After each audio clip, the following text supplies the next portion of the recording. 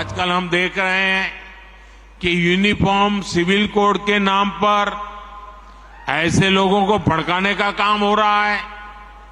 आप मुझे बताइए, एक घर में परिवार के एक सदस्य के लिए एक कानून हो, परिवार के दूसरे सदस्य के लिए दूसरा कानून हो, तो क्या वो घर चल पाएगा? क्या कभी भी चल पाएगा क्या? फिर ऐसी दोहरी व्यवस्था से देश कैसे चल पाएगा? देश में यूनिफॉर्म सिविल कोड को लागू करने की बात कहकर प्रधानमंत्री नरेंद्र मोदी ने 2024 के चुनाव का एजेंडा सेट कर दिया है। इसी के साथ यूसीसी को लेकर एक्शन भी तेज हो गया है। सूत्रों के मुताबिक कानून मंत्री अर्जुन राम मेघवाल ने गृह मंत्री अमित शाह से मुलाकात की, जिसमें यूसीसी के मुद्दे पर चर्चा हुई। इस बीच बीजेपी के लिए विपक्षी खेमे से एक अच्छी खबर आ गई है। आम आदमी पार्टी ने यूसीसी का समर्थन करने का ऐलान कर दिया है। संविधान में भी आप ऐसे देखेंगे तो आर्टिकल 44 इसका समर्थन करती है, तो सैद्धांतिक रूप से हम इसका समर्थन करते हैं।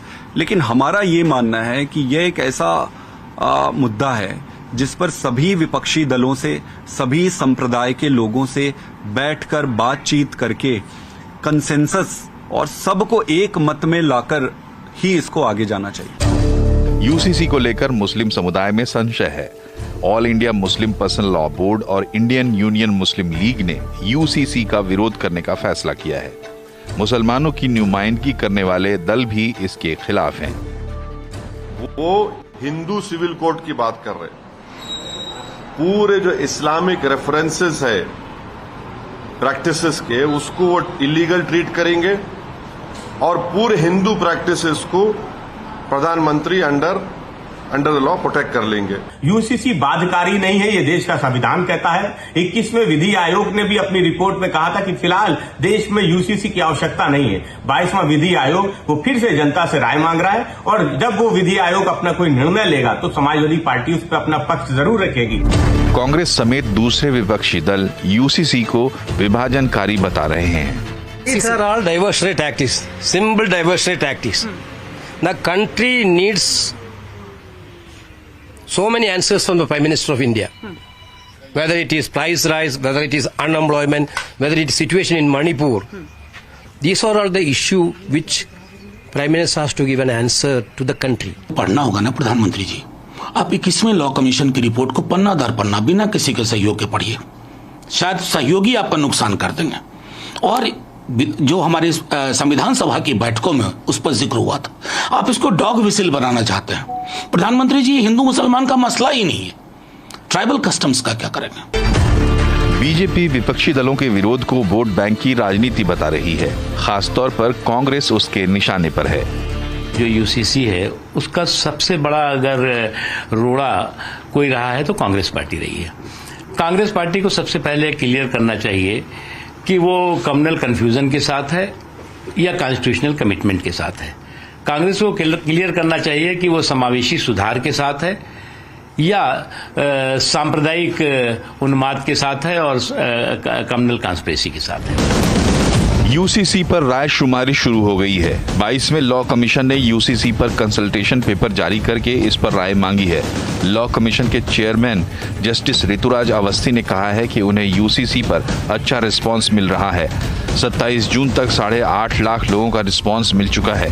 यूसीसी कोई नया मुद्दा नहीं है। 2018 में इसके लिए कंसल्टेशन पेपर जारी किया गया था। 2018 से 2022 तक लॉ कमीशन फंक्शनल नहीं था। नवंबर 2022 में लॉ कमीशन में नियुक्तियां की गईं, जिसके बाद इस विषय को लिया गया। सवाल ये है कि क्या देश में यूनिफॉर्म सिविल कोड की जरूरत है और क्या इसे लागू करने का सही समय आ गया है? यूसीसी के बाद सभी धर्म और समुदायों के लिए एक समान कानून हो जाएगा, तो फिर मुसलमानों को इस पर आपत्ति क्यों है? क्या यूसीसी को लेकर भ्रम फैलाया जा रहा है या यूनिफॉर्म सिविल कोड 2024 के चुनाव में बीजेपी का सबसे बड़ा एजेंडा होगा? मामला काफी गंभीर है और भोपाल में रैली के दौरान प्रधानमंत्री ने ऐलान कर दिया इसका और कई सारे सवाल रखे कि एक परिवार में दो कानून कैसे चल सकते हैं? दो व्यक्तियों के लिए, एक ही परिवार में रहते हैं तो अलग अलग कानून नहीं हो सकते हैं। ये मसला इतना गंभीर हो चुका है अब कि उसके बाद से 3 बड़े डेवलपमेंट हुए हैं जो मैं आपके सामने शेयर करता हूँ, तो आपको समझ में आएगा कि मामला कितना गंभीर है। उसको आप चुनावी एजेंडा कहे, जो कुछ भी कहे, कि इस ऐलान के बाद मोदी जी के तत्काल जो है इसमें सरकार भी हरकत में थी, और मेरी जानकारी के हिसाब से होम मिनिस्ट्री में एक बैठक भी हुई जिसमें लॉ कमीशन के सदस्य भी थे, सेक्रेटरीज भी थे, और काफ़ी विचार विमर्श इसमें हुआ। यानी ये सीरियसनेस दिखती है कि इसमें नए आने वाले सत्र में कुछ हो सकता है। दूसरा, मुस्लिम पर्सनल लॉ बोर्ड को भी लगा कि ये तो मामला काफ़ी सीरियस होता हुआ दिख रहा है, इसलिए उन्होंने भी एक बैठक की और उसमें भी विचार विमर्श हुआ, और ये हुआ कि भाई अपने प्रस्ताव रखे जाने चाहिए कि क्या क्या चीज़ें आपत्ति हो सकती है उनको, जिसको उनको दिक्कत हो सकती है। और तीसरा, आम आदमी पार्टी ने बिना मांगे समर्थन कर दिया इसका। तो इससे ये लगता है कि ये मामला काफ़ी सीरियस है और बहुत अटमोस्ट अर्जेंसी का है, जिसका ऐलान प्रधानमंत्री ने किया उसके बाद चीज़ें हरकत में आई हैं। और जो 22वां लॉ कमीशन है उसके हेड जस्टिस अवस्थी ने ये बताया भी, जानकारी भी आई कि 8.5 लाख लोग अब तक अपने विचार रख चुके हैं, इस पर अपनी राय दे चुके हैं, जो कोई भी दे सकता है, आप भी दे सकते हैं, हम भी दे सकते हैं। जिसको लगता है कि इस पर उसको कुछ व्यू हो सकता है, वो ऑनलाइन प्रक्रिया भी है, आप उसके तहत अपने व्यू दे सकते हैं। तो रिस्पॉन्स बहुत ही आ रहा है इसमें, 8.5 लाख लोगों का, और अभी भी ये और समय है इसमें कि लोग व्यू दे सकते हैं। तो इशू तो बहुत गंभीर है, इसमें तो कोई शक नहीं दिख रहा है। अब इसका विरोध क्यों किया जा रहा है, ये असली मसला है कि इससे क्या दिक्कत होने वाली है। ख़ास तौर पे जो मुस्लिम संप्रदाय के लोग हैं उनकी तरफ से बड़ा घनघोर विरोध हो रहा है। विपक्षी दल बिना इसको डिस्क्राइब किए कि इसमें क्या उनकी दिक्कतें हो सकती हैं वो विरोध कर रहे हैं, और कुछ लोग वनवासियों के कंधे पे बंदूक रख के चला रहे हैं कि वनवासी समाज को बड़ी दिक्कत हो जाएगी। अभी आपने सुना होगा आरजेडी के राज्यसभा सांसद मनोज जी, अब आदिवासियों को प्रतिनिधिमंडल आया था क्या आरजेडी के पास मिलने के लिए, साहब मुझे बचाओ, देखो ये दिक्कत हो रही, कानून बन रहा है। अपनी बात न करके दूसरे के कंधे पे बंदूक भी चलाई जा रही है। इसी को आप समझने की कोशिश करते हैं कि दरअसल इससे क्या मुश्किल हो सकती है और क्यों इसका इतना विरोध हो रहा है। आप अगर एकदम कोई भी कानूनी समझ नहीं रखते हैं, या आप कोई भी बहुत साधारण व्यक्ति हैं, तो आपको ये कहा जाए कि एक जगह एक ही तरह कानून सबके लिए है, तो आप इससे एग्री हो जाएंगे। लेकिन फिर भी अगर इसमें विरोध के स्वर है तो इसको समझना चाहिए कि वो क्या स्वर है और क्या वो वैलिड है, क्या वो जायज़ है, क्या उनका कोई आधार भी है, या सिर्फ विरोध के लिए विरोध है। बातचीत करने के लिए हमारे साथ भारतीय जनता पार्टी के प्रवक्ता गुरु प्रकाश पासवान जी हैं, समाजवादी पार्टी का पक्ष रखने के लिए उनकी प्रवक्ता सुमैया राणा जी हैं, मौलाना आज़ाद नेशनल उर्दू यूनिवर्सिटी के पूर्व चांसलर जफर सरेशवाला जी हमारे साथ हैं, इस्लामिक स्कॉलर हाजिक खान, और हाई कोर्ट की वरिष्ठ वकील आभा सिंह जी हैं। आप सबका बहुत बहुत स्वागत है इस चर्चा में। बस एक ही निवेदन है मेरा कि थोड़ा छोटे छोटे में बात रखिएगा, तो बात ज़्यादा हो पाएगी, ज़्यादा इंटरेक्टिव हम लोग बना पाएंगे। सुमैया राणा जी, क्यों विरोध कर रहे हैं आप लोग इसका? क्या दिक्कत है इस कानून से? यूसीसी आ जाएगा तो?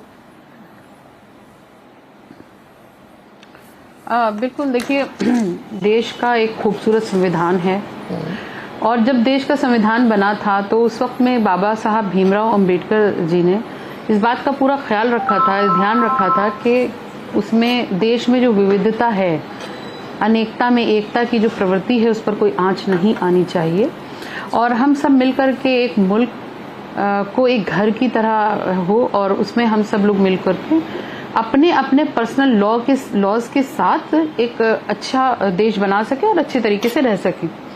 अब क्योंकि ये देश विविधता से भरा हुआ है, इसमें अनगिनत जातियां, धर्म के लोग हैं, परंपराएं अलग हैं। जिस देश में हर 150 किलोमीटर पे परंपराएं बदल जाती हो और रहन सहन बदल जाता हो, वहाँ का खाने पीने का तरीका, खान पान बदल जाता हो, उस देश में एक कानून लागू करने का मकसद समझ में नहीं आ रहा है। ड्राफ्ट क्लियर हो पहले तो ये समझ में आए, मैं यहाँ पर एज अ समाजवादी पार्टी की प्रवक्ता भी बैठी हूँ, और क्योंकि मैं उस कम्युनिटी से बिलोंग करती हूँ जिसमें बहुत सारी चीजें ऐसी हैं जिसमें फेरबदल करना मुश्किल हो सकता है अगर पर्सनल लॉ पे बात की जाएगी, क्योंकि पर्सनल लॉ हमारा हमको एक कंप्लीट लॉ है जो धर्म के लिहाज से देखें, इस्लाम के लिहाज से देखें, तो उसमें मुझे नहीं लगता कि कोई ऐसा फेरबदल हो और कोई भी ऐसी चीज होगी जिसको हम वो कर सकते हैं। मतलब जैसे मैं आपको एक बहुत छोटी सी बात बताती हूँ,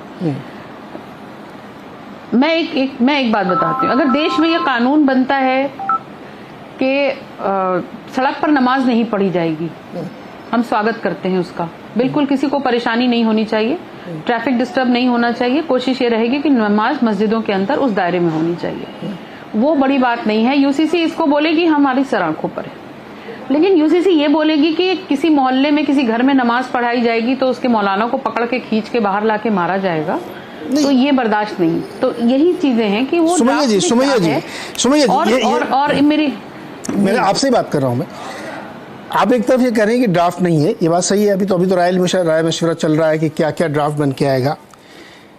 यूसीसी का जो बेसिक प्रेमाइस है उसमें ये सब चीजें तो है ही नहीं कि आप नमाज पढ़ेंगे कि नहीं पढ़ेंगे, कितनी बार पढ़ेंगे, किसको मानेंगे किसको नहीं मानेंगे, ये इसका तो कोई लेना देना नहीं है। उसमें तो ये कहा जा रहा है मुस्लिम पर्सनल लॉ बोर्ड ने मुस्लिम ने आप मुझे ये बताइए कि मुस्लिम पर्सनल लॉ बोर्ड की कौन सी ऐसी चीज है जिसके बदलने का आपको डर, जिससे आपको आशंका है कि वो नहीं बदलना चाहिए, बताइए। नहीं, मैं ये बताना चाह रही हूँ कि अगर इस पर all India Muslim personal law board ने या मुशावरत कमेटी ने इस पर ऑब्जेक्शन किया है या चिट्ठी लिखी है कोई मसला दरियाफ्त करने के लिए, तो यकीनन कहीं ना कहीं वो नहीं, वही तो वो खुल के बताइए ना, वो पर्सनल लॉ से जुड़ा हुआ होगा। देखिए पर्सनल लॉ सिविल लॉ, ये आप मुझे बताइए कि उसमें ऐसा क्या है जिसकी मैं तो बता रहा हूँ ना, सुनिए ना, देखिए पर्सनल लॉ जो आपको अच्छे तरीके से मालूम होगा, पर्सनल लॉ किसी पूजा पद्धति को बदलने के लिए नहीं आ रहा है कि आप कैसे पूजा, मैं सुबह उठ के आरती करूंगा या नहीं करूंगा, इसका पर्सनल लॉ से कोई लेना देना नहीं है। जो ये नया यूसीसी आ रहा है, जो अब तक आया, अभी ये फाइनल ड्राफ्ट मेरे पास भी नहीं क्योंकि बना ही नहीं है, वो ज्यादातर आपके सिविल राइट्स यानी इकोनॉमिक राइट से जुड़ा हुआ है, क्योंकि आपकी शादियां इकोनॉमिक फैसले से बहुत सारी जुड़ी होती हैं, डिवोर्स कैसे होगा, सक्सेशन कैसे बनेगा, राइट्स किसके क्या होंगे, इस पर है। तो आप बताइए ना स्पेसिफिकली कि 3-4 शादियां जो आपके यहाँ होती उस पर आपको दिक्कत है, एतराज है, या आपको किसका कितना अधिकार हो संपत्ति पे उस पे आप नहीं चाहते कोई दखल हो, किस टाइप के विरोध को आप लोग कर रहे हैं। मेरा सवाल इसलिए कि पूरा विपक्ष एकदम से खड़ा हो गया कि नहीं नहीं ये नहीं आना चाहिए, क्यों, किस बात पे आपत्ति, ये तो कोई बता नहीं रहा है, बताइए। देखिए 3-4 शादियों का ही मैटर ज्यादा सामने निकल करके आ रहा है यूनिफॉर्म सिविल कोड में। मैं थोड़ी सी आपके चैनल के थ्रू एक बात फिर से याद दिलाना चाहूंगी अपने देश में के लोगों को कि जिस देश में खुले मन से लिव इन रिलेशनशिप को मान्यता मिलती है और लोग उसको खुशियां मनाते हैं उसके लिए, उस देश में जिसकी सांस्कृतिक धरोहर ही यहाँ की लाज लज्जा, महिलाओं का रहन सहन, जिस देश में घूंघट प्रथा हो, जिसमें मुसलमानों को तो ये कह दिया जाता है कि पिछड़े हैं इसलिए बुर्का ओढ़ते हैं, चलिए मान लिया, लेकिन इस देश की परंपरा रही है घूंघट, सर पे पल्लू रखना, मंदिर जाएंगे भी तो सर पे पल्लू रखेंगे, मस्जिद दीन का काम करेंगे तो सर पे हिजाब होगा, क्रिश्चियंस जो हैं वो सर के ऊपर वो पहनती हैं वेल अपना, हमारे सिख बहनें जो हैं सरदार वो भी अपने सर पे पल्लू रखती हैं। वहां पर लिव इन रिलेशनशिप जैसे को मान्यता मिल जाती है। कितने मुसलमान होंगे जो 4 शादियां करते होंगे मुझे नहीं पता, लेकिन उन 4 शादियों के पीछे की जो डेफिनेशन है वो एक बहुत गहरी और बहुत बड़ी है। क्या डेफिनेशन उसमें सीधे तौर पे ये कहा गया है, मैं वही बता रही हूँ, उसमें सीधे तौर पे ये कहा गया है कि शादी करने के पीछे की वजह बहुत ऑथेंटिक होनी चाहिए। वो वजह की पूरी लिस्ट है, मुझे लगता है मैं यहाँ पर इतना टाइम नहीं लूंगी, इसके लिए बहुत सारी किताबें हैं, आप मुताला कर सकते हैं। और दूसरी सबसे बड़ी बात मैं बता रही हूँ, 4 एक व्यक्ति 3-4 जो भी नियम हो वो एक साथ शादियां कर सकता है, ये आप एक महिला होते हुए आप इसको जस्टिफाई कर रही हैं। अब आप ये सोचिए कि मैं महिला हूं और जस्टिफाई कर रही हूं तो उसके कोई पीछे वजह होगी। जानना चाहता हूं क्या वजह है। मतलब यहाँ पर ये नहीं है कि आप मैं बता तो नहीं हूँ वजह आपको, बताइए ना, कि जिन रीजन से कौन से रीजन? एक से ज्यादा शादियां की जा सकती हैं, जितना वो मायने, सुन लीजिए मेरी बात, जितना वो मायने रखता है उससे कहीं ज्यादा ये मायने रखता है कि उन शादियों के बीच कैसे आप जस्टिस करेंगे। ये इस्लाम की पहली शर्त है, और अगर आप जस्टिस नहीं कर सकते हैं तो आपको एक से ज्यादा शादी करने का कोई राइट नहीं है, पे और आपकी वजह बिल्कुल ऑथेंटिक होनी चाहिए। वही तो मैं पूछ रहा हूं, वजह से और वो पहले के जो 4 शादियां कोई व्यक्ति करेगा उसके पीछे वो बहुत जस्टिसफुल होने, ये कौन सा जस्टिस है? मैं वही तो जानना चाहता हूं कि कैसे 4 शादी करके आप जस्टिस कर रहे हैं, वो क्या रीजन है जिससे आप 4 जस्टिस कर रहे हैं? देखिए एक समाज के अंदर सुमैया जी, तो मुझे तो ये लग रहा है कि यूनिफॉर्म सिविल कोड सिर्फ ये 4 शादियां हटाने के लिए नहीं, ये तो आपने कहा कि इसी को समझ में आ रहा है, ऐसे बहुत सारे, नहीं सुमैया जी, नहीं सुमैया जी, इसमें मैंने पहले ही कहा कि ये सिविल कानून आपके बहुत सारे हक और हुकूक से जुड़े हुए हैं। एक व्यक्ति अगर 4 शादी कर रहा है, ये चूंकि बार बार वही जिक्र आ रहा है इसके लिए कह रहा हूं, आप किसी भी समाज में देखिए आके ना, यहाँ पे ये कानून ऐसा थोड़ी खाली मुसलमानों के लिए बन रहा है, ये जैन, सिख, बौद्ध, हिंदू सबके लिए बनेगा कि सब एक ही कानून सबके लिए होना चाहिए। महिलाओं का हक एक होना चाहिए। ज्यादातर तो जो जस्टिस नहीं होता वो महिलाओं के खिलाफ ही होता है ना। ऐसी कौन सी परिस्थिति हो सकती है जो आप एक्स्ट्राऑर्डिनरी बताने की कोशिश करें, जिसको आप बता भी नहीं कि वो 4 शादियां करके रखता है, लेकिन उसको अगर कर सके तो करे। कौन सी तरीका है? एक मौलाना साहब ने तो ये कहा है, सुनिएगा सोनिया जी, हाँ नहीं, आप मुझे कोई एक ऐसा व्यक्ति बताइए आपके आसपास का मुसलमान जिसने 4 शादियां की हो। ये बहुत अच्छी बात कही। अभी हम इसी बात का डिस्कशन कर रहे थे अपने न्यूज रूम में कि जब ये है ही नहीं तो एक काल्पनिक चीज का विरोध क्यों कर रहे हैं आप? खुद ही कह रहे हैं कि ऐसा कोई नहीं होता है, तो फिर विरोध किस बात का है? काल्पनिक नहीं है, प्लीज समझिए आप मेरी बात। नहीं सुमैया जी, हमारे पास एक लॉ है, सर्कमस्टेंसेस पे डिपेंड करता है, लेकिन उस क्या लॉ को मुद्दा बना के जो चीज है नहीं, एग्जिस्ट नहीं कर रही है, आभा जी, यूनिफॉर्म सिविल कोड में आप उसके लिए ये अफवाहें फैलाने। आज़िक साहब आ रहा हूँ, एक मिनट। आभा जी, आप एक महिला हैं और एक वकील भी हैं, दोनों के आलोक में सुमैया जी रुकिएगा, अब सबको शामिल करते हैं। नहीं, मैं वकील नहीं हूँ, मैं एक पत्रकार नहीं, आज भी फ्रीलांसिंग। मैंने आभा सिंह से कहा, अरे सुनिए ना सुमैया जी, सुन तो लीजिए। मैंने कहा आभा सिंह जी एक वकील भी हैं, एक महिला भी हैं, एक देश की बहुत बड़ी सम्मानित नागरिक भी हैं। क्या आभा जी किसी व्यक्ति को 4 शादियां 3 शादियां करने का कोई लॉजिक दिया जा सकता है कि आप एक साथ करिए? जो अभी सुमैया जी कह रही कि कुछ रीजन होगा, वो रीजन क्या वो बता नहीं रही, लेकिन कुछ रीजन होगा बता रही हूँ। देखिए, आज के ज़माने में तो कोई लॉजिक निकलता ही नहीं है। ये कहना कि अगर वो सब महिला अपनी पत्नियों के साथ जस्टिस कर सकता है, तो भाई वो जस्टिस क्या वो खुद डिसाइड करेगा? वही जज रहेगा, वही ज्यूरी रहेगा। तो और आप इक्वालिटी की बात करते हैं, इसका क्यों यूसीसी क्यों आ रहा है? Equality before law, equal protection of laws, article 14 कहता है। तो इसमें जब हिंदू समाज की जो महिलाएं हैं वो इकलौती बीवी बन के अधिकार से रह रही हैं, तो मुस्लिम समाज की महिलाएं क्यों ना इकलौती बीवी बन के ठाठ से रहें?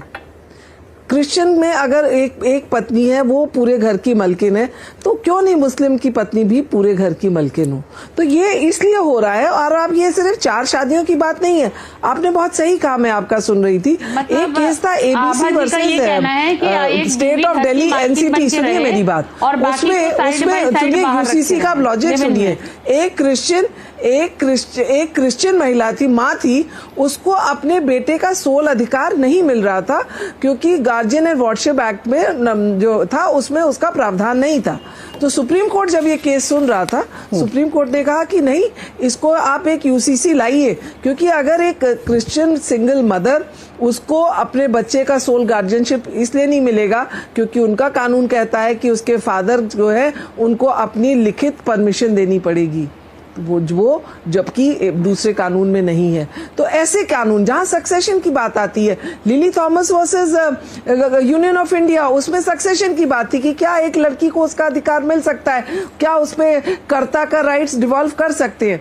फिर आप आइए तीसरा केस में आपको बताती है सरला मुदगल का, Sarla Mudgal versus union of India, ये 95 का केस था। इसमें सुप्रीम कोर्ट ने क्लियरली कहा कि जो इतने मिसकॉन्सेप्शंस है, कंफ्यूजन है, महिलाओं के प्रति अन्याय हो रहा है, इसलिए यूसीसी की जरूरत है।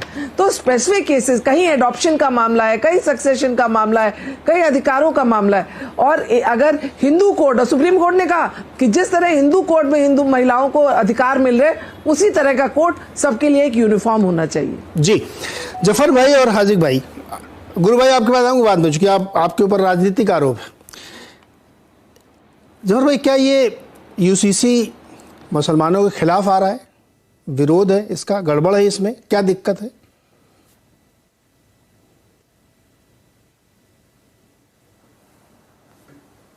इनसे सवाल है जफर सरेश वाला जी से। जफर साहब जी जी आ रहा जी जी जी जी देखिए, मेरा कोई व्यू नहीं है इस पर, कॉमन सिविल कोड आए ना आए, लेकिन ये अब जो है, मैं हमेशा समझता हूं कि एक चीज आ गई तो आप क्या करोगे, क्योंकि मेरे मुखालिफ करने से या मेरी मुआफिकत करने से कुछ नहीं होने वाला। क्योंकि जब प्राइम मिनिस्टर साहब ने ऐलान किया है और बीजेपी जो है उसके मैनिफेस्टो में कम से कम 4 वक्त से क्लियर कट है कि हम लोग लेके आएंगे। अब मैं आपको एक बात बताना चाहता हूं कि 2013 एंड में, दिसंबर में, जब बीजेपी का घोषणा पत्र निकल गया था, तो उस वक्त उनके उसमें क्लियर कट था कि हम कॉमन सिविल कोड लाएंगे, जो हमेशा से होता था। तो उस वक्त मेरे ख्याल से जनवरी या फरवरी 2014 में इलेक्शन बस शुरू होने वाला था। पूरे हिंदुस्तान के 17 या 18 प्रोमिनेंट मुसलमान हम लोग गए, और उसमें 4-5 इस्लामिक स्कॉलर्स भी थे, और उन्होंने बहुत पॉइंट ब्लैंक नरेंद्र मोदी साहब से पूछा कि भाई आप ये कॉमन सिविल कोड लाने वाले हो, तो कहा हम लाएंगे। लेकिन मोदी साहब ने, मैं इन्वर्टेड कॉमर्स में कह रहा हूं, उस वक्त उन्होंने ये कहा कि देखिए हम लाएंगे, लेकिन ये कोई हिंदू कोड बिल नहीं होगा, यानी हम लोगों के ऊपर हिंदू कानून नहीं थोपेंगे, एक बात। दूसरी बात उन्होंने ये कही थी उस वक्त कि इसके जितने भी स्टेक होल्डर हैं, जितने भी हैं, हम उन सबसे राय मशवरा लेंगे, हम ऐसे कोई चीज थोपेंगे नहीं, हम प्रॉपर डिस्कशन करेंगे, और जिसका जो प्रॉब्लम है या जिसको जो मंशा है या खदशा है या डर है, तो वो रखे हमारे सामने। तो मैं समझता हूं कि ये जो लॉ कमीशन ने अभी जो खोला कि भाई हम लेके आने वाले हैं, आप बताइए, और आपने बताया कि 8 लाख लोगों ने अपनी राय दी, तो मैं खास तौर से जो इसके स्टेक होल्डर हैं, और खास तौर से मुसलमानों में से पर्सनल लॉ बोर्ड है या और जो मुसलमानों की जो दीनी जमातें हैं, मैं उनसे कहूंगा कि वो अपनी सारी बातें मीडिया के सामने रखने के बजाय वहां रखें। उनको अगर कोई मुखालिफत है, जफरवाला साहब, बात से खदशा है, जफरवाला साहब, ये तो सलाह है, मशवरा है, बहुत ही मजबूती से लॉ कमीशन के सामने रखिए। नहीं, विरोध किस बात का है? मैं आपसे जानना चाहता हूं कि विरोध किस बात का है, वो पॉइंट असली वो होना चाहिए ना सर। देखिए, विरोध क्यों है वो मैं नहीं जानता, लेकिन मेरा उनको ये कहना है कि वो अपने सारे खदशात, भाई लॉ कमीशन है, उसकी डेट है मेरे ख्याल से 13 जुलाई तक, हाँ, अपनी सारी बातें रखें। और एक और बात मुझे कहनी है कि अगर ये कॉमन सिविल कोड आया, ठीक है, आ गया कल, तो मैं ये कहता हूं कि मुसलमानों को टोपी पहनने की क्यों जरूरत है? क्योंकि अगर ये कॉमन सिविल कोड आता है अगर, तो वो हिंदुओं को भी असर करेगा, पारसियों को भी असर करेगा, सिखों को भी असर करेगा, ट्राइबल्स को भी असर करेगा, सब, यानी जितने मजहब के लोग हैं उनको सबको असर करेगा। तो हमें कोई टोपी पहनने की जरूरत नहीं है। और देखिए, मैं वेस्ट में रहा हूं, मैं अमेरिका में रहा हूं, मैं इंग्लैंड में भी रहा हूं, और मैं यूरोप में भी रहा हूं, और मैं आपको बताता हूं कि 33% मुसलमान दुनिया में उन मुल्कों में रहता है कि जहां पर इस्लामी कानून नहीं है, लेकिन वहां इस्लाम पे बराबर लोग चलते हैं।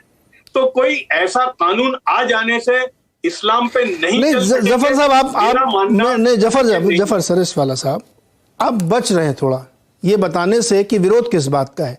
ये तो ठीक बात है कि अपनी राय दीजिए, राय देने के लिए तो खुला हुआ है ऑनलाइन मसला, जाइए अपनी राय दीजिए, सभी लोग दे ही रहे हैं, 8.5 लाख लोग अपनी राय दे चुके हैं।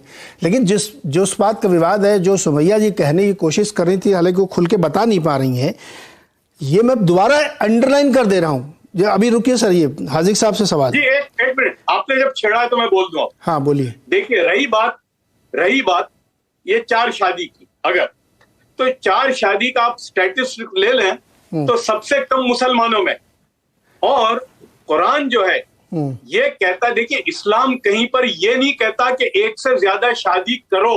कुरान ये कहता है कि कर सकते हो, और कर सकते हो में कुरान ने कम से कम 20 कंडीशनें रखी हैं। और फिर कुरान की गाइडलाइन क्या है पता है? लास्ट में कुरान ये कहता है कि मत करना इसलिए कि तुम ये निभा नहीं पाओगे। तो अब मैं आपको बताऊं कि अरब मुल्कों में, जहां पर बिल्कुल इस्लामी मुल्कों में, अब वहां भी एक से ज्यादा शादी लोग नहीं कर पा रहे हैं। सर यही तो जफर सरेश वाला जी, जफर सरेश वाला जी, यही तो सवाल है, यही तो सवाल है कि एक तरफ ये बात कही जाती है कि ये तो है ही नहीं, और ये बात मैं भी, मेरा कोई मुसलमान दोस्त ऐसा नहीं जिसने 2 बीवियां रखी हूं, ये बिल्कुल मैं नहीं जानता किसी को, मेरे बहुत सारे दोस्त हैं, लेकिन किसी की 2 बीवियां एक साथ नहीं रह रही हैं। जब ये प्रैक्टिस में नहीं है तो इसका इतना विरोध किस बात का? मुल्ला जी का दबाव है क्या? जैसे तलाक, एक सिटिंग में 3 तलाक देना ये गुनाह कबीरा था, यानी बहुत बड़ा गुनाह है ना। हमारे उलमा जो आर्ग्यूमेंट करते थे कि तलाक लेकिन वो चल रहा था ना जफर भाई, और इसका जब कानून बना तो इसका कितना विरोध किया गया, आज भी लोग कर रहे हैं पॉलिटिकल वो गलत। तो यही तो कह रहा हूं कि गलत तो बहुत सारी चीजें चल रही हैं। रुक जाइए एक मिनट सर, हाजिक साहब, ये हक और हुकूक और महिला के अधिकार की बात है, वो किसी भी धर्म समाज की हो, उसका हक है ये कि वो अपने फैसले करे। ये मर्द लोग कैसे तय करेंगे कि हम 4 बीवियां रख सकते हैं, ऐसी फलानी कंडीशन हो सकती है इसलिए हम रख सकते हैं? किसी, मैं तो अभी हाल फिलहाल में सुना है, मैं उनका नाम नहीं ले रहा हूं, जानता नहीं हूं कौन है, उन्होंने कहा कि मर्द तो 80 साल तक घोड़ा रहता है, उसको 4 बीवियां लगेंगी। What nonsense! कोई सोच भी कैसे सकता है ये बकवास की बात? बोलिए हाजिक साहब। देखिए नीरज जी वाले यूसीसी के बारे में ये समझ लेना चाहिए कि 21वां लॉ कमीशन ने इसको रिजेक्ट कर दिया था कि हमारे भारत में यूसीसी नहीं आ सकता। जब उसने रिजेक्ट कर दिया उसको, क्योंकि भारतीय जनता पार्टी अपने विजन पर अड़ी हुई है, वो इस देश में कॉमन सिविल कोड लाना चाहती है, तो उन्होंने उस कमीशन को समाप्त करके 2022वां कमीशन बना दिया, और उसने हिंदुस्तान के लोगों से राय मांगी है। और उस राय में अभी तक किसी मुसलमान, चाहे मुस्लिम पर्सनल लॉ बोर्ड हो, देवबंद वाले हों, नदवा हो, किसी ने भी अब तक कोई मुखालफत नहीं की है। सबसे पहले बात रही कि कॉमन सिविल कोड लाने के लिए, तो मैंने जितना पढ़ा है उसमें देखा है, मोदी जी जो 1400 साल पहले कुरान ने और हदीस ने कहा है, वैसे ही कुछ पॉइंट लाना चाहते हैं कॉमन सिविल। इसलिए मुसलमानों को क्या विरोध करना। रही बात, आप 4 शादी की बात करते हैं नीरज जी, मैं आपके हिंदुस्तान में एक सैंपल, एक मिसाल ऐसी बताइए आप कि जिसकी 4 बीबियां हों। मेरी निगाह में तो हिंदुस्तान में कोई भी एक भी आदमी ऐसा नहीं है जिसकी 4 बीबियां हों। 1-2 होती हैं तो वो उनको भी झेल नहीं पाता। रही बात कि इजाज़त कुरान ने दी है, उस आयत का तर्जुमा बता रहा हूं कि ए आदम की औलाद, तुम्हें जो औरतें पसंद हो तुम उनसे 2-2, 3-3, 4-4 निकाह कर सकते हो, बशर्ते, फिर शर्त लगाई अल्लाह ताला ने कि बशर्ते कि उनके साथ एक सा मामला कर सको। फिर अल्लाह ताला आगे कह रहे हैं अगर ये नहीं कर सको तो तुम्हारे लिए बेहतर है कि एक ही निकाह करो। इजाज़त मुझे एक चीज बताइए, कोई जुर्म नहीं है।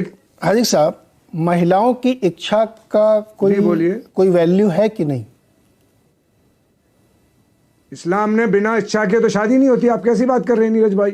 आपके यहाँ जोर जबरदस्ती से हो सकती है, हमारे यहाँ जब तक लड़की 3 बार हाँ नहीं करे तो हमारे यहाँ, आपके यहाँ फेरे होते हैं, हमारे यहाँ 3 बार निकाह में, जब निकाह का वकील जाता है और मैं जब वकील बन के जाता हूँ तो मैंने वकील बनने में हमेशा लड़की की आवाज के साथ सुना कि हूं नहीं कि तुमने निकाह कबूल किया, उसने कहा कि मैंने निकाह कबूल किया। आप कैसे करें? हमारे यहाँ इजाजत नहीं है, बिना लड़की के इजाजत के तो निकाह ही नहीं होगा। सुनिए इस्लाम ने, सुनिए ना हाजिक साहब, सुनिए ना, आप बहुत समझदार आदमी है इसलिए अच्छा लग रहा है आपसे बात करके। सभी समाजों में पहले शादी की उम्र पता थी आपको क्या थी? बहुत दूर मत जाइए, आज़ादी से थोड़ा पहले, आप पढ़ते लिखते होंगे तो आप जरूर पढ़ा होगा आपने, 10 साल, 8 साल, 6 साल, है ना, शादी हो जाती थी लड़कियों की। और मर्द कितने साल का होता था? 40 साल। आज भी हो रही है सर। सुनिए ना सर, अरे सर सुनिए ना, बीच में मत बोलिए सर, पहले सुन लीजिए आप। तो क्या वो सही था? और वो लड़की जो है 15-16 साल में विधवा हो जाती थी। क्यों हो जाती थी? क्योंकि मोर्टेलिटी रेट तब इतनी नहीं थी, अब तो 65-70 हो गई, तब तो बहुत कम मोर्टेलिटी रेट थी। तो मर गया आदमी 50 साल में। अब वो 12-13 साल की लड़की जिसका मेंस्ट्रुएशन भी नहीं हुआ वो विधवा हो गई। ये अच्छी बात थी, उसकी भी रजामंदी होती रही होगी। समाज जब बदलता है, आगे बढ़ता है, इवोल्यूशन होता है, तो उसमें ये सारी चीजें की जाती हैं। हर समाजों में बुराइयां कुरीतियां होती हैं जिनसे आपको निकलना होता है। अगर एक कानून ऐसा बन रहा है जिसमें सबके हक बराबर है तो उसमें दिक्कत क्या, मुझे ये समझ में नहीं आ रही बात। आप खुद ही कह रहे हैं कि कहीं नहीं होती, मैं भी मान रहा हूं कि मतलब कहीं तो होती होगी, लेकिन मेरे जान में कोई मुसलमान मेरा दोस्त नहीं जिसने 3-4 शादियां कर रखी हूं, लेकिन फिर भी विरोध है। देखिए आपके सामने सुमैया जी बैठी विरोध कर रही हैं कि कानून गलत है। देखिए ना आपके सामने कोई सुमैया जी ने ये कहा कि हमारे मुल्क में एक ऐसा कानून ऐसा बनना है कि लड़का लड़का शादी करके रह सकता है। ये कौन से धर्म ने इजाजत दे दी? हमारा संविधान में उसमें पास किया जा रहा है। कानून धर्म के साथ थोड़ी बना रहा भाई, ये यूसीसी। अरे सर महाराज जी आप सुनिए ना, आप उलझाइए मत। देखिए प्रकृति के खिलाफ चलोगे सर, प्रकृति के खिलाफ चलेंगे आप?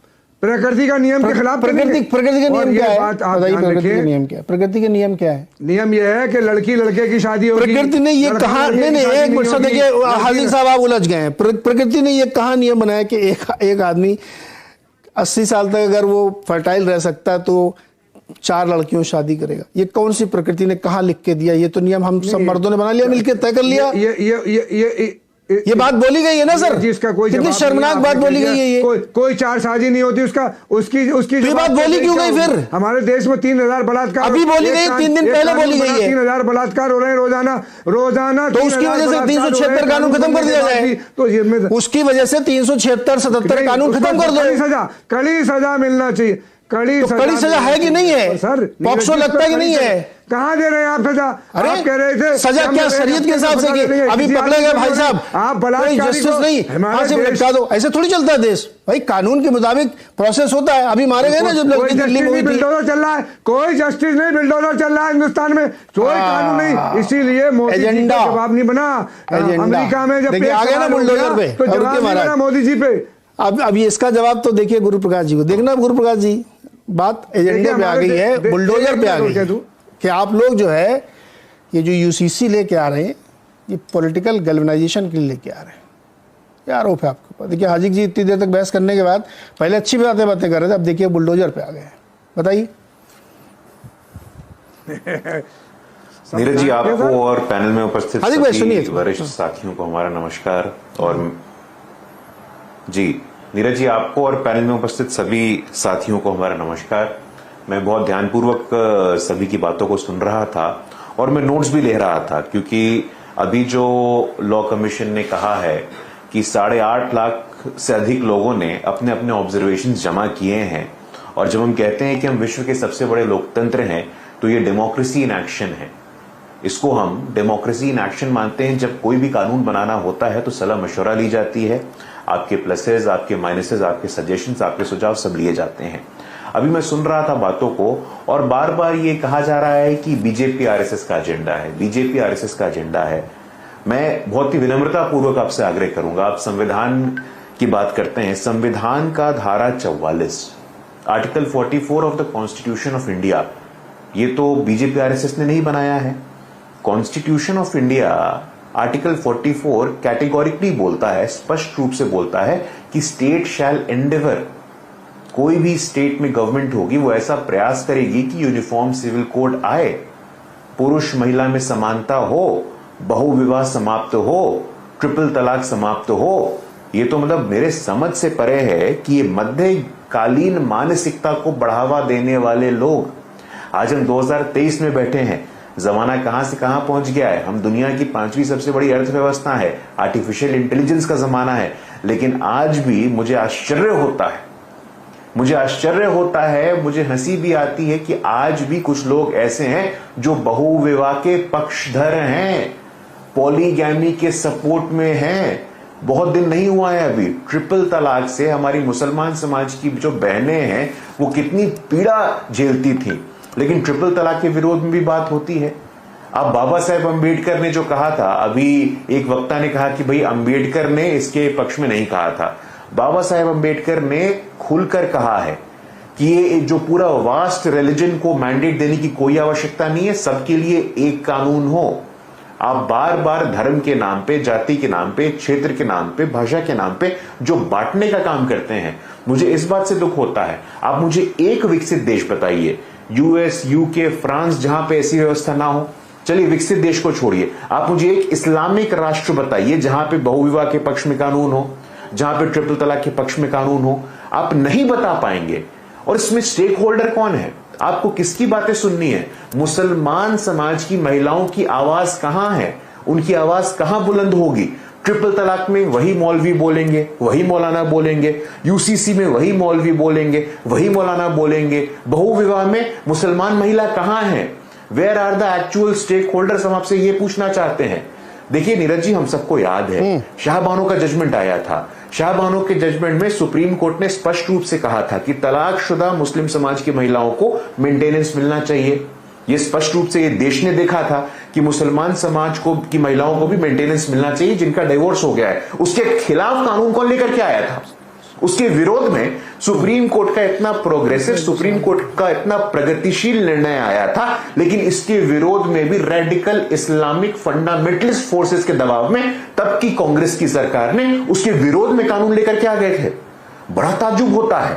और प्रधानमंत्री जी ने कल बिल्कुल ही सटीक बात कही है कि लंबे समय से, जब से देश आजाद हुआ है, तो तुष्टीकरण की राजनीति, एक वर्ग को लुभाते रहो, तुष्टीकरण करते रहो, उसके जितने भी रेडिकल और फंडामेंटलिस्ट आइडियाज उनको प्रोपोगेट करते रहो। दुख होता है इस बात से। हम 21वीं सदी में जी रहे हैं और 21वीं सदी में टॉकिंग पॉइंट्स ये नहीं होने चाहिए। टॉकिंग पॉइंट्स आगे की सोच होनी चाहिए, फ्यूचर टेक्नोलॉजीज होने चाहिए, सबको स्टेक होल्डर कैसे बनाए इस बात पे होनी चाहिए। जी सुमैया जी, दोबारा आपके पास आ रहा हूं। जब महिलाओं के हक की बात, इस कानून का मोटे तौर पे जब यूसीसी बनाया जाता है, चाहे वो हिंदुओं का या कहीं भी हो, कि राइट्स क्या होंगे, सक्सेशन राइट्स क्या होंगे, किसको कितना लाभ होगा, बंटवारा कैसे होना चाहिए, अगर लड़की है तो उसका कितना हिस्सा प्रॉपर्टी में होगा, यही तो इसका मूल तत्व है।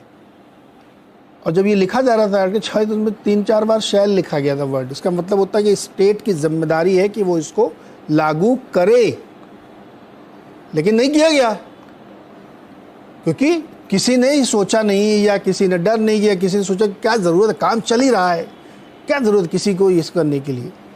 तो जब ये अरशद मदनी जी कहते हैं कि मर्द 80 साल तक जवान रहता है, उन्हें 4 शादी का हक है, कैसा लगता है सुन के? कितना बुरा लगता है ये क्या स्टेटमेंट है? जी जी भारतीय जनता पार्टी कितने दिनों से सोच रही होगी यूसीसी लाने में, यूनिफॉर्म सिविल कोड, या महिलाओं को, लड़कियों को प्रॉपर्टी में हक देने के लिए। लेकिन इस्लाम ने 1450-1500 साल पहले इस चीज को लागू कर दिया शरीयत में कि बेटियों को बाप की विरासत से उनका हक मिलेगा। ये कोई नया नहीं होगा हमारे लिए, ना हमें जरूरत है। हमारे पास ऑलरेडी एक कानून है जिसमें अगर हम अपनी शरीयत के हिसाब से देखें तो उसके हम दावेदार हैं, और लड़कियों को उनका हक मिलने की बात कही गई है इस्लाम में। दूसरी रही बात 3 तलाक खत्म करने के डंके पीटने से, मुझे फायदा एक ये बताइए कि जो मर्द इकट्ठा 3 बार तलाक बोल के किसी अपनी वाइफ को फारिग नहीं कर पा रहा है बकौल सत्ताधारी पक्ष के, तो वो 3 महीने में तलाक दे देगा। भाई तलाक बिदअत है 3 बार में तलाक बोलना, मैं भी मानती हूँ, किनारे कर दीजिए। लेकिन जो शरई तलाक है उस तलाक को तो वो 3 महीने में करके फारिग कर देगा, एक चीज। और फिर मैं दूसरी चीज ये पूछना चाहती हूँ कि इस्लाम में प्रोविजन है तलाक का, दूसरी शादी का, मर्द हो या औरत हो। लेकिन दूसरे धर्मों में, खासकर अगर देखा जाए तो हिंदू धर्म में ऐसी कोई मान्यता धार्मिक स्तर पर तो नहीं थी। महिलाओं सती हो जाती थी, या दूसरी शादी का कॉन्सेप्ट बहुत खराब माना जाता है। लेकिन उसके बावजूद भी सबसे ज्यादा तलाकें किसमें होती हैं? बताइए आप।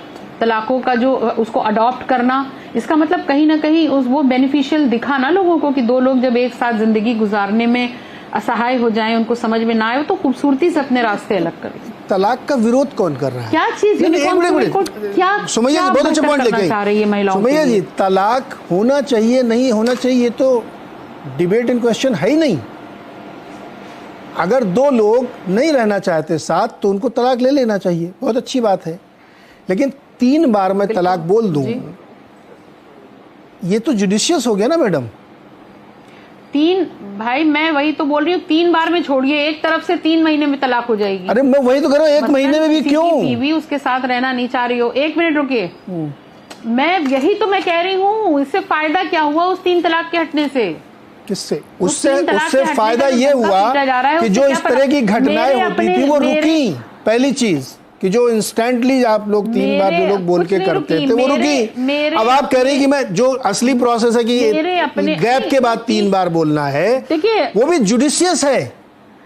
गुरुप्रकाश जी बताइए क्यों लेके आ रहे हैं आप लोग ये फैसला, क्या फायदा हुआ आपको? कि उस महिला को तलाक दी जा रही है, मेरी बात सुन लीजिए, उस महिला को तलाक दी जा रही है, उससे दिक्कत किसी को नहीं है, बस वो 3 बार में दी जा रही है, एक साथ तलाक नहीं, उसी से दिक्कत है भाई। उसी महिला को अगर 3 महीने में छोड़ा जा रहा हो तो कोई दिक्कत नहीं, उससे भी दिक्कत है। गुरुप्रकाश जी जवाब दीजिए। मसलों का हल, गुरुप्रकाश जी मेरी बात सुन लीजिए जी। गुरुप्रकाश जी देखिए, लगता है कि आपने मुझे मौका दिया है बोलने का। हाँ, आपने मुझे मौका दिया है। देखिए नीरज जी, बहुत ही दुख और पीड़ा की बात है कि शरीयत के पक्ष में भी यहाँ बातों को बोला जा रहा है। अभी मुझसे पहले जो वक्ता अपने विचारों को रख रही थी, उन्होंने शरीयत का उदाहरण दिया। एक तरफ अफगानिस्तान में तालिबान है जो शरीयत के पक्ष में बोलता है, और दुर्भाग्य है हमारे देश का कि हमारे यहाँ भी कुछ लोग हैं जो शरीयत के पक्ष में बोलते हैं कि शरीयत अच्छा था। आज भी कुछ लोगों को शरीयत अच्छा लगता है। ये सुन करके मेरे अंदर का जो प्रगतिशील व्यक्ति है उसको बहुत दुख हो रहा है, पहली बात। दूसरा, आपने कहा कि भाई इसका फायदा क्या हो रहा है। एक सर्वे है मैडम, एक सर्वे के अनुसार 80% मुसलमान महिलाओं ने इसके पक्ष में बोला है कि जब से ट्रिपल तलाक को हटाया गया है तब से 80% मुसलमान महिलाएं इसकी पक्षधर रही हैं। लेकिन जिसके तरफ मैं पहले भी संकेत कर रहा था कि लंबे समय तक धारा 370 के हटने का विरोध किसने किया? इन्हीं लोगों ने किया। धारा 370 के हटने के परिणाम स्वरूप क्या हुआ? वहां के मुसलमान समाज की महिलाओं के लिए भी कल्याणकारी योजना की शुरुआत हुई। वहां पे जो पसमानदा समाज के लोग हैं, जो 90% मुसलमान समाज के लोग हैं, उनको लाभ होगा कि नहीं होगा? उनको बोलने का अधिकार है कि नहीं है? आखिरकार आप लोग संपूर्ण मुस्लिम समाज की ठेकेदारी आपको किसने दी है? इन मौलवियों को, उन मौलानाओं को मुसलमान समाज की ठेकेदारी आप लोगों ने स्वयं घोषित कर लिया है क्या? सबको बोलने का हक है। आपके पास भी उतना ही हक है जितना एक पसमानदा समाज के व्यक्ति के पास हक है। आपको लगता है, आपको कुछ समस्या है तो आप लॉ कमीशन में जाइए, अपना लिखित रिपोर्ट भेजिए, मिस्ड कॉल दीजिए। तमाम तरीके हैं जाकर के अपने बातों को रखने का, अपने विचारों को रखने का। लेकिन मैं आप हृदय की गहराइयों से आपसे आग्रह करना चाहता हूं, 21वीं सदी में शरीयत के पक्ष में आकर के तालिबान के समक्ष आने की कोई आवश्यकता नहीं है। आज भी बहुत दुर्भाग्य है, लेकिन हमारे देश का लोकतंत्र है, आप स्वतंत्र है, आप कुछ भी बोलिए, लेकिन मुसलमान समाज की महिलाओं को भी बोलने का हक है, उनका भी वॉइस होना चाहिए। मुसलमान समाज में जो पिछड़े वर्ग है उनको भी बोलने का हक है, उनके बिहाफ पे बोलने वाले आप कोई नहीं होते हैं। जी, मुझे छोटा सा ब्रेक लेना है, ब्रेक से तुरंत आके उस चर्चा को आगे बढ़ाते हैं। आभा जी और हार्दिक साहब और सरेश जी से बातचीत करते हैं। छोटा सा ब्रेक, तुरंत वापस आते हैं।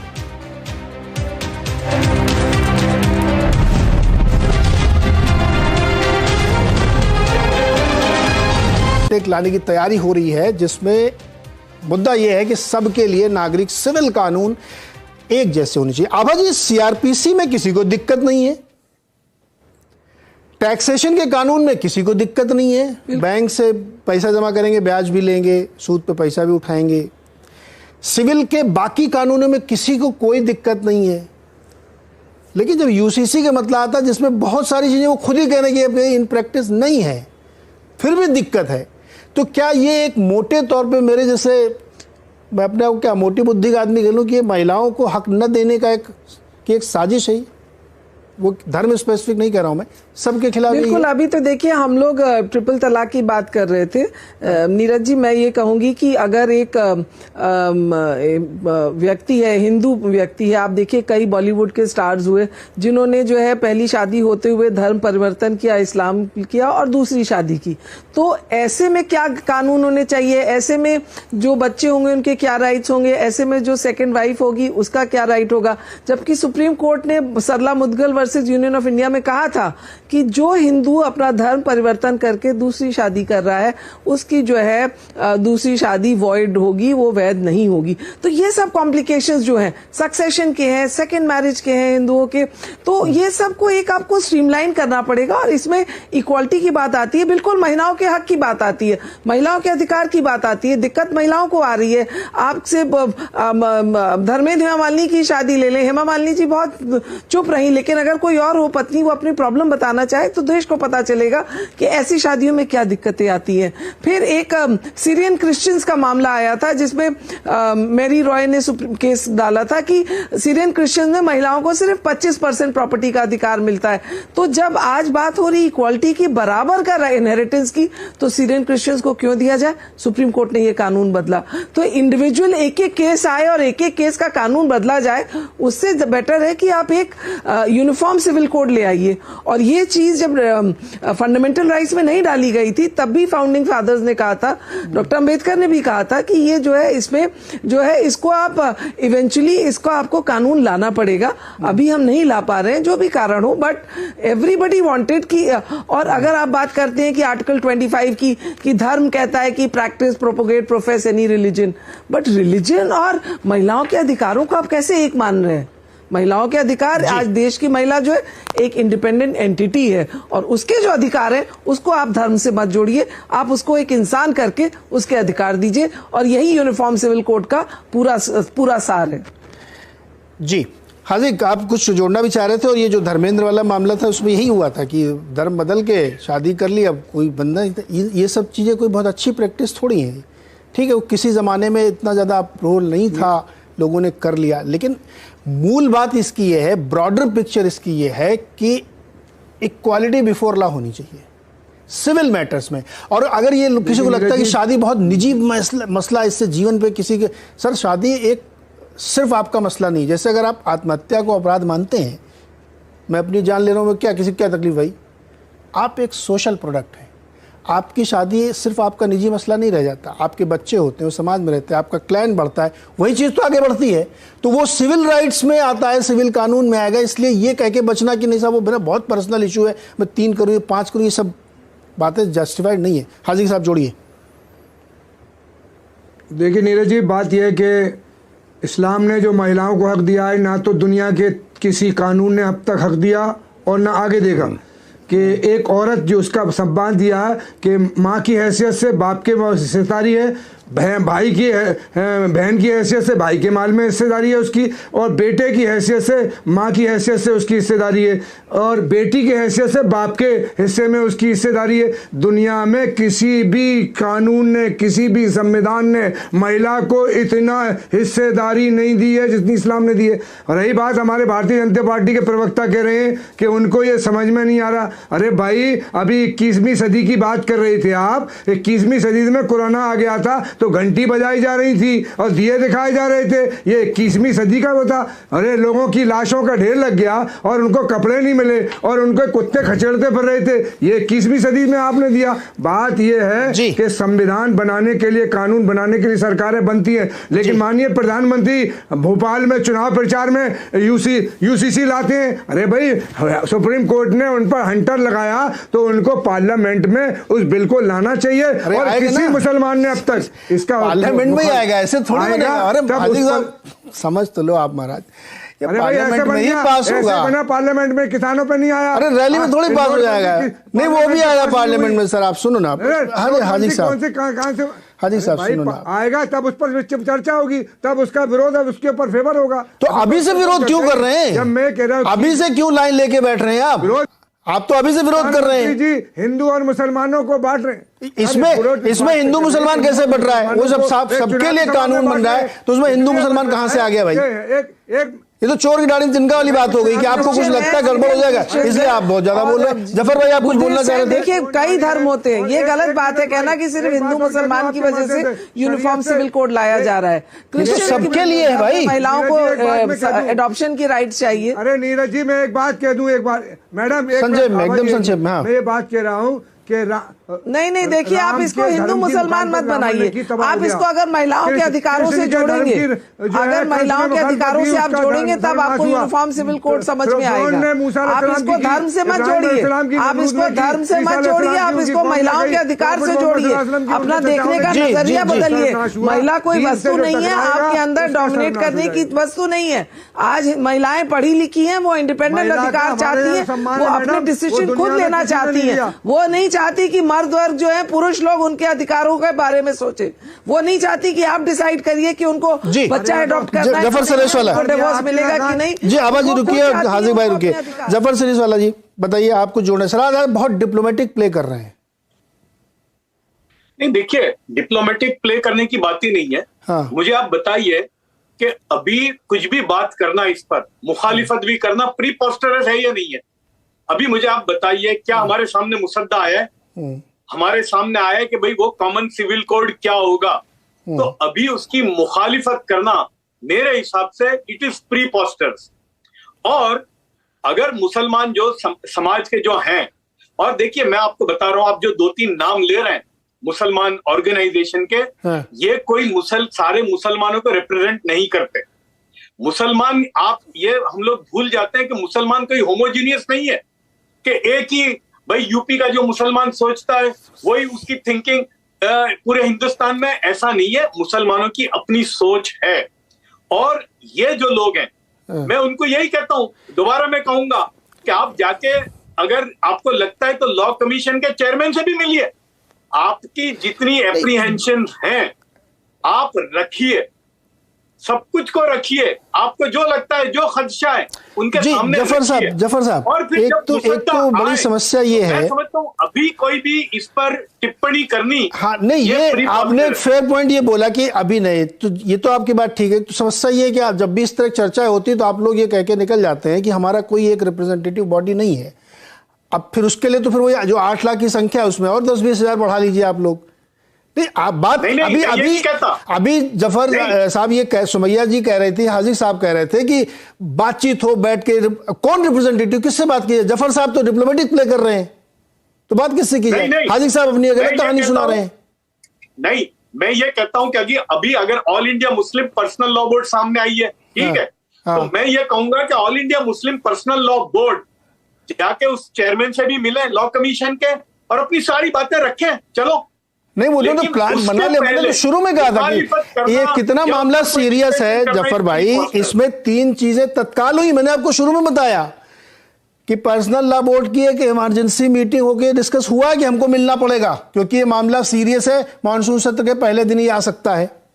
होम मिनिस्ट्री में मीटिंग हो चुकी है, आम आदमी पार्टी बिना मांगे समर्थन दे रही है। तो आप इसकी गंभीरता समझिए ना। मिल चुके हैं आपके वो जो जिनको आप मानते नहीं, लेकिन वो लोग मिलके तय कर रहे हैं कि भाई जरूर इस पे तेजी से काम करना है, वरना तो होने वाला है, कानून तो आने वाला है।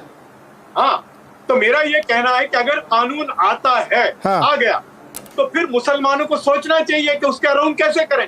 मैं नहीं समझता कि अगर कोई कानून आ गया तो मुसलमानों को अपने मजहब पे चलने में कोई दिक्कत होगी। इसलिए दुनिया के कई मुल्कों में मुसलमान चल रहे हैं। तो यही तो असली मसला यही है ना, जिसको आप बहुत पॉलिश्ड वे में डिप्लोमेटिकली कह रहे हैं, असली चीज वही है। मैंने कहा ना, सीआरपीसी में किसी को कोई दिक्कत नहीं है, वो सब मानेंगे, टैक्स के सारे कानून आप मानेंगे। ब्याज लेना हराम माना जाता है शायद, लेकिन टैक्स के कानून चलेंगे, बैंक से ब्याज मिलेगा चलेगा। इस देश के सारे कानून आप मानते हैं। ये कानून भी सिर्फ मुसलमानों के लिए नहीं है, पहले तो ये दिमाग से निकाल लिया जाए, ये सबके लिए लागू हो रहा है। पहले ही कहा नीरज जी, हाँ नीरज जी, ये बात तो मैंने पहले ही कही। तो सर वही तो मेरा सवाल है कि हाजिर खान और सुमैया राणा जी को ये बात समझ में नहीं आ रही है। मतलब मेरे सुमैया जी के जो फादर वालिद साहब हैं, उन्होंने तो माँ के ऊपर मोहब्बत में एक शेर शायरी पूरी लिख दी है, कविता लिखी है।